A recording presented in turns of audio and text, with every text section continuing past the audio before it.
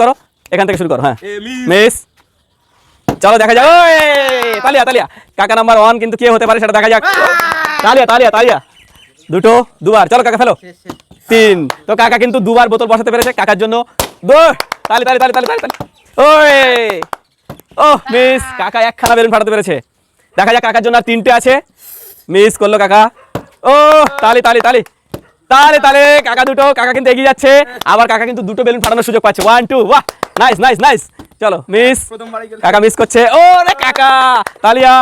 কাকার কিন্তু আর মাত্র একখানা বেলুন আছে, দেখতে পাচ্ছ কাকা কিন্তু সব বেলুন কমপ্লিট করে ফেলেছে। ওখানে কাকার আছে 3টে, এখানে কাকার আছে 1টা। চলো কাকা ফেলো। মিস, কাকা কাকা তো জিতে যাচ্ছে।